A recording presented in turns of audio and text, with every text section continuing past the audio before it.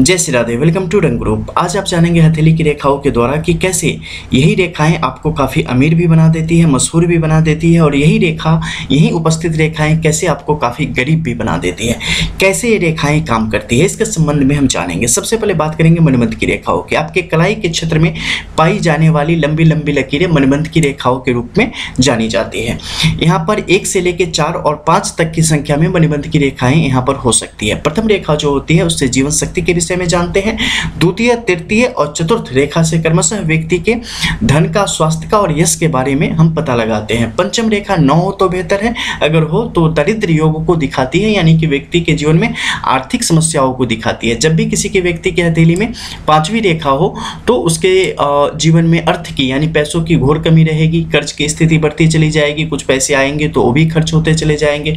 फिजूल खर्ची बहुत ज़्यादा होगी, हमेशा प्रेशर में और मानसिक एक समस्या में रहेगा। व्यक्ति अपने घर का निर्माण नहीं कर पाएगा, व्यक्ति कुछ एसेट्स या जीवन में कुछ सुख भोग की सामग्री यहाँ पर प्राप्त नहीं कर पाएगा। वहीं अगर 1 से 3 और 4 तक की स्थिति में रेखाओं की संख्या हो तो ये अत्यधिक शुभ है। ऐसी स्थिति में व्यक्ति को अच्छा स्वास्थ्य मिलेगा, अच्छा धन मिलेगा, अच्छा सुख मिलेगा और अच्छा नाम भी यहाँ पर व्यक्ति को प्राप्त होता है।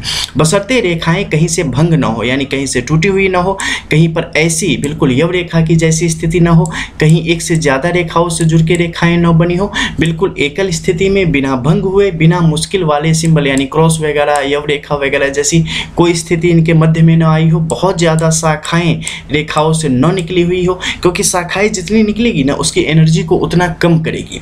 जैसे आपने कोई पौधा लगाया, उसमें जितनी ज़्यादा टहनियाँ निकलेंगी ना उसके विकास पे उतना ज़्यादा प्रभाव पड़ेगा। छोटे पौधे को आप देखते होंगे लोग टहनियाँ छांट देते हैं ताकि वो तेज़ी से ग्रो करे, फिर उसमें टहनियाँ होंगी तो अच्छा है।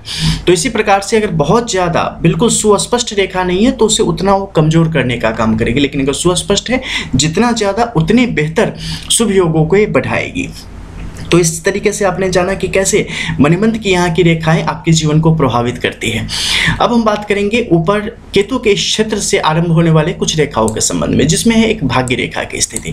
केतु के क्षेत्र में जब भी आपके लिए त्रिभुज स्क्वायर की स्थिति बनती है या गड्ढेदार स्थिति होती है, आपके लिए अत्यंत शुभ है। ये धन योगों को और कुल वृद्धि के योगों को बढ़ाने का काम करती है और आपको अपॉर्चुनिटीज देने का भी काम करती है।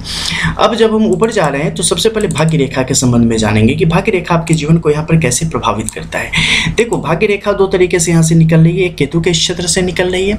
अब भाग्य रेखा की क्या स्थिति है, देखोगे कुछ हथेली में केतु के क्षेत्र से निकली, यहाँ तक जाके खत्म हो गई, या यहाँ तक जाके खत्म हो गई, या यहाँ पे खत्म हो गई।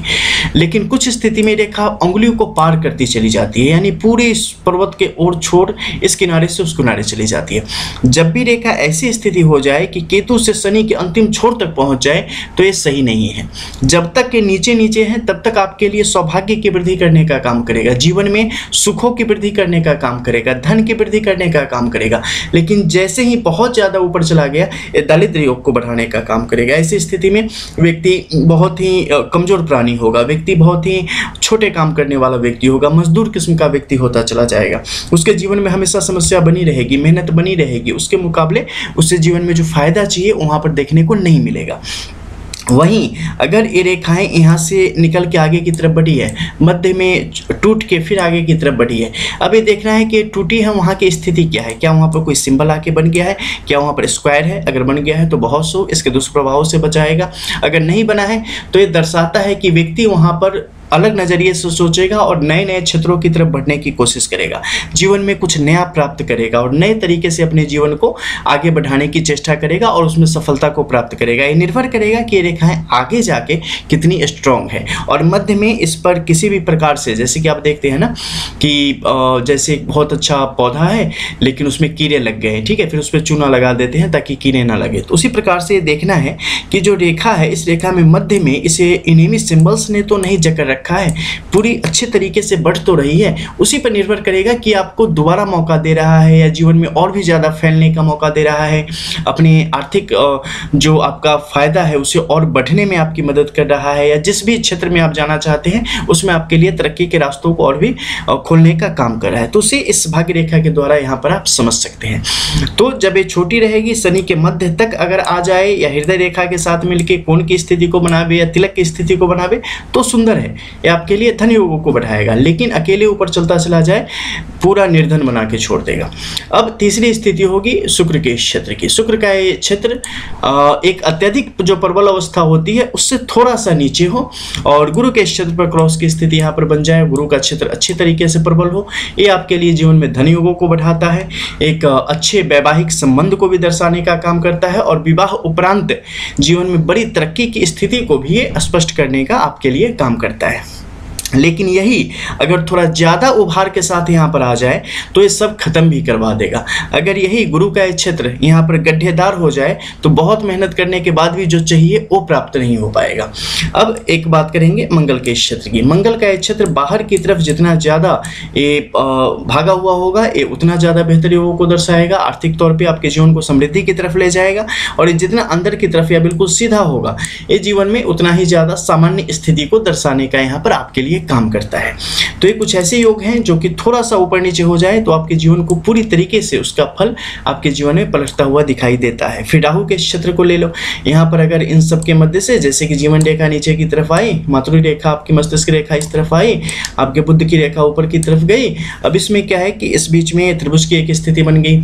ये आपके लिए धन योगों को, महालक्ष्मी योगों को बढ़ाने का काम करता है।